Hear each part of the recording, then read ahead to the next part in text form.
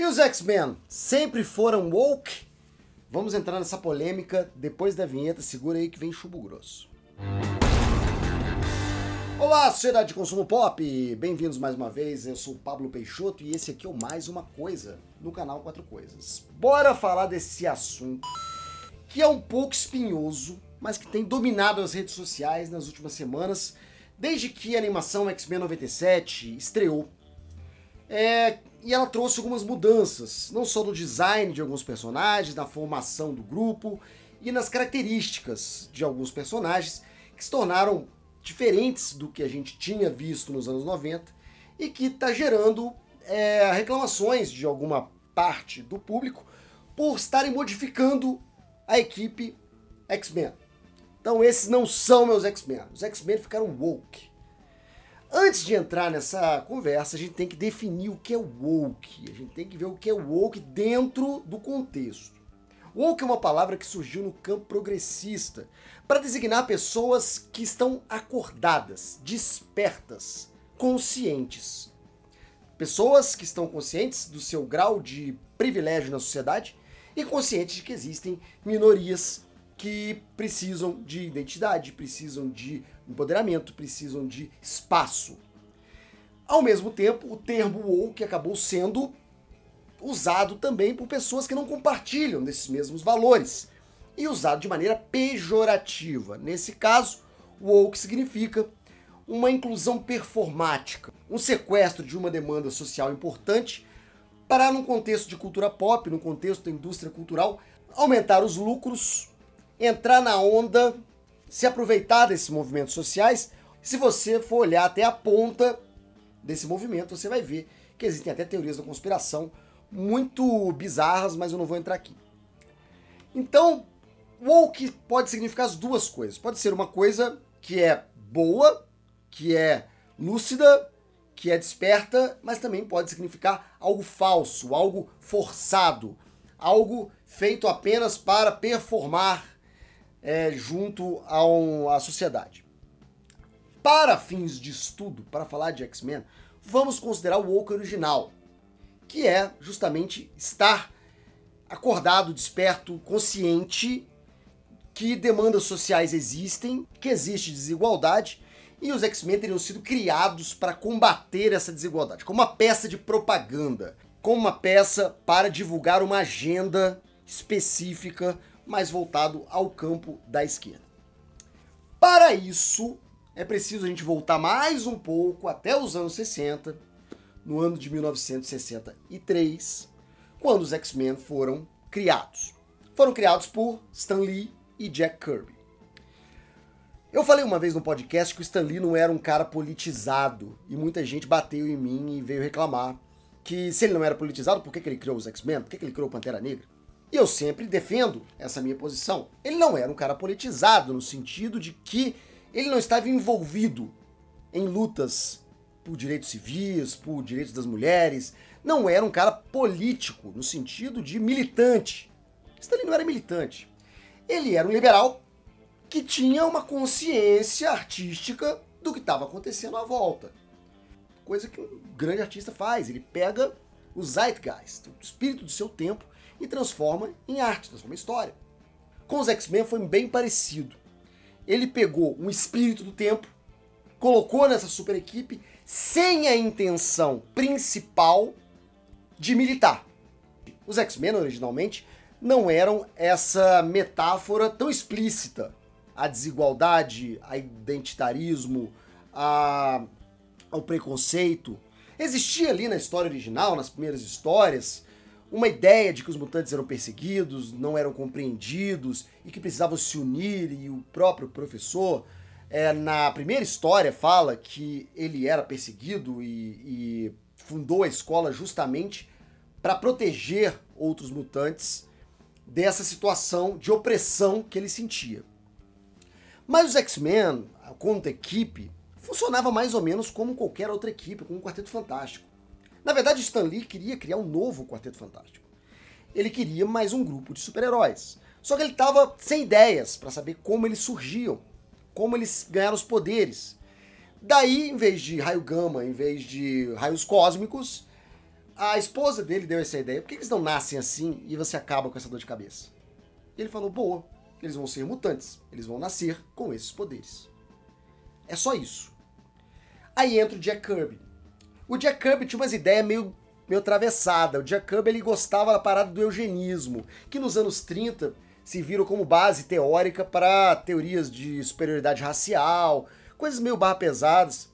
E mais que o Jack Kirby era muito interessado, tanto é que as obras do Jack Kirby sempre tem essa história da raça perfeita, do desenvolvimento genético, você vê isso nos Inumanos, você vê isso nos Eternos e vê isso nos X-Men. Então essa parte dos mutantes serem evolução da humanidade, o Homo Superior, vem do Jack Kirby. E ele trouxe esse conceito de ser um novo passo para a humanidade, mas não para fazer uma ligação, os direitos civis, os direitos dos homossexuais, das mulheres, de comunidade LGBTQIA+, não existia isso, não era uma realidade que uma história em quadrinhos feita para criança militasse nesse sentido. Então os X-Men não foram criados com esse intuito, mas a semente estava lá. A semente estava lá. Em vários pontos das primeiras histórias dos X-Men, você tem comentários que dialogam com o tempo. Os anos 60 foram um período muito, muito rico para questões sociais. Tinha a Guerra do Vietnã, tinha os movimentos pelos direitos civis, tinha o feminismo, tinha o próprio rock and roll mudando atitudes e comportamentos. Isso tudo acontecendo ao mesmo tempo. Numa década que foi uma virada de página na humanidade. O poder jovem, o poder adolescente surge na década de 60. Então o teenager, o adolescente, vira um alvo para a publicidade e vira um alvo para diversos também produtos da cultura pop, como os quadrinhos. Daí, quando os X-Men falam de desigualdade, falam de identidade, falam de aceitação, isso tudo tá ali no ar. Não é uma intenção, não é uma coisa no sentido woke pejorativo.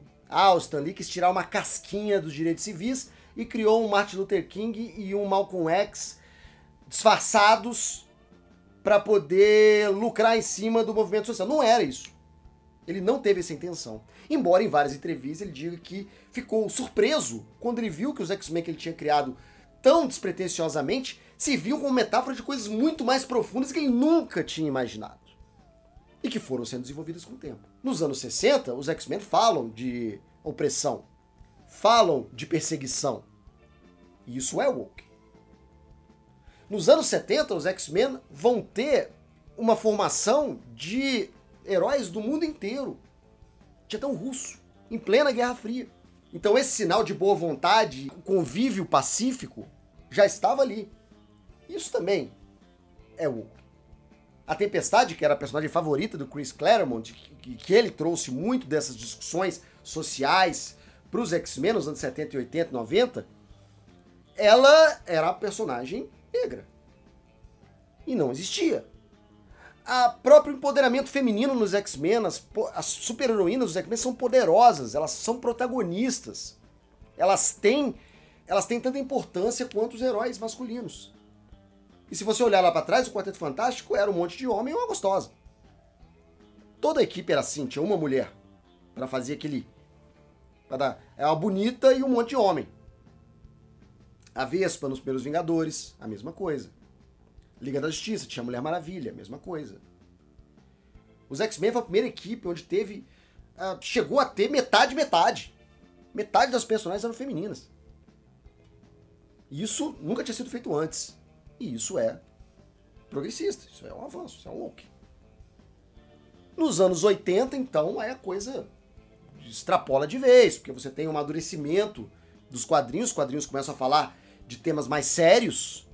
Na era Thatcher, Reagan, aí o Alan Moore vai fazer isso brilhantemente, com V de Vingança, com Watchmen.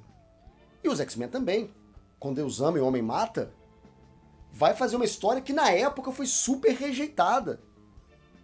Teve movimentos cristãos que chegaram a protestar contra aquele quadrinho.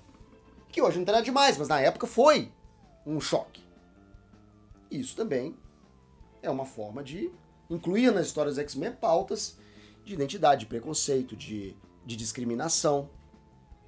Nos anos 90, a gente vai ter o auge dos quadrinhos mais visuais, as capas duplas, os desenhos e tal, mas os X-Men vão continuar chocando, vanguarda dos movimentos sociais, os primeiros heróis gays. O Estrela Polar vai sair do armário, o Homem de Gelo vai sair do armário, o Estrela Polar vai casar com outro homem.